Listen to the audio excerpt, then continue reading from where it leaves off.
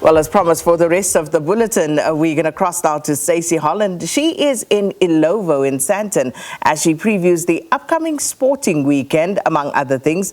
Stacey, good morning to you. And of course, it's Women's Month, it's Women's Day tomorrow. So let's hand it over to you.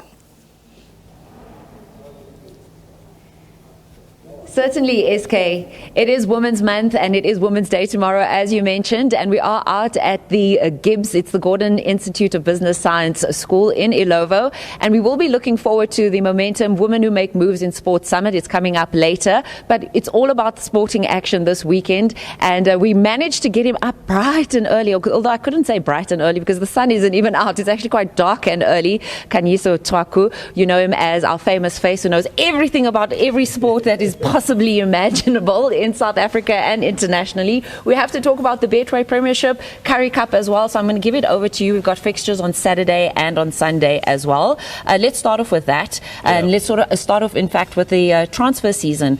Any notable signings that you thought were stand out, and maybe perhaps those that didn't make enough use of this transfer opportunity, Khanyiso? Look, I think when you look at Sipumbule, for example, moving to Orlando Pirates, having left Sundowns, who was on loan at Sekhukhune, I think that was a surprise. But for was Basadine moving from Stellenbosch to Sundowns, probably, is it a surprise? No, you find that Sundowns, because of their continental work, probably will always want to bolster positions, especially that problematic left-back position. I would have thought that Sundowns, I'm not sure where they are now with the chase of Kulumani Ndamane. They are in need of a left-footed centre-back, so probably that's the one acquisition that they need to make. Chiefs, they did sign that Flavio Silva from the Indonesian league. Probably all eyes will be on him. It's difficult to read through what Chiefs did in their preseason tour when they went to the Netherlands. Also, then they had the Toyota Cup game against Asante Kotoko. So it's going to be interesting to see how their players gel. I mean, they haven't had the opportunity to play in the MTN8 for the past 2 seasons because of their inability to finish in the top 8. So it's going to be interesting to see from tomorrow onwards how these new signings will gel, especially across the next month. Who do you think should have been doing more in this transfer season, especially given what they're looking to achieve in this new 2025-26 season? It's probably Chiefs.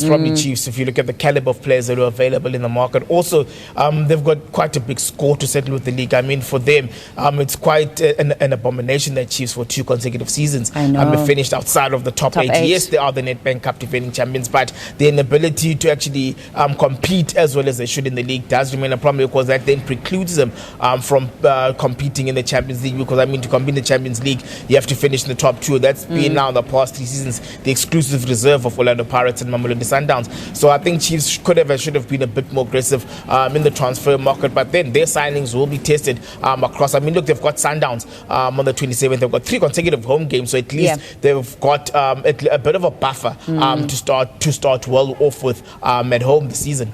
At least we'd like to hope so. In fact, to your point there, it's the reason why I was questioning the Marumo Gallants fine and whether Chiefs would actually, they had a dog in that fight because they potentially could have jumped into the top 8 there, and yet they didn't. But it's probably their focus was on these transfers, on making sure that they get continental glory possibly, and making sure that they can actually be competitive in the Betway Premiership. The continental glory part is very important because by virtue of winning the Nedbank Cup, they are going to be playing in the Confederations Cup. So also it's a tournament that you need to bolster for. If you look at the amount of time and effort that the North African teams put in terms of winning the competition. I mean, if you look at how well Stellenbosch played in last year's tournament, you realize that you don't just need quantity, you need quality mixed with quantity. So it's going to be interesting to see how Chiefs navigate the preliminary rounds, for example, because also they're going to have to start to balance, because remember there's also the Carling Knockout Cup, so they're going to have to start to balance their domestic needs vis-a-vis what they need in the league, vis-a-vis what they need in the CAF Confederations Cup.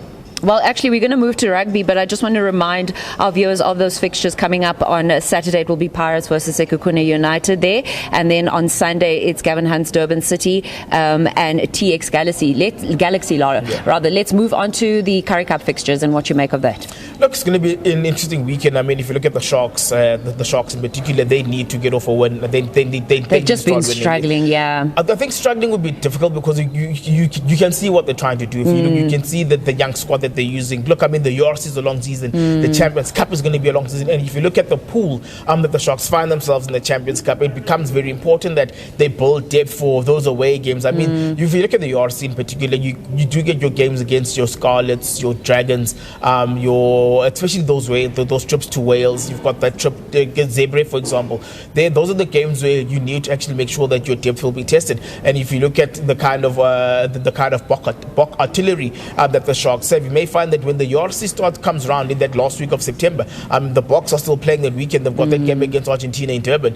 The Sharks will be robbed of their Springboks. So, I mean, firstly, they've made a very good move by taking their game against the Cheetahs to the Sugar Ray Xolu Stadium in Claremont. I think, again, it's very important that rugby, especially that sits behind a paywall, is taken to fans. Hopefully, I think other unions will also look at that and actually be able to take the Currie Cup, because, I mean, I think for commercial purposes, it will be difficult to take the URC to your smaller ground, to smaller outer grounds, but the Currie Cup is a very, very, very easy vehicle for the union, for the particularly with that rich history. Exactly. I have to let you go quickly, the Proteas or the cricket. Look, it's going to be interesting to see how they navigate the series against Australia again, but it's a building block towards the next year's T20 World Cup. It is actually the starting block if you look at the squad that's been picked by Shukri Conrad.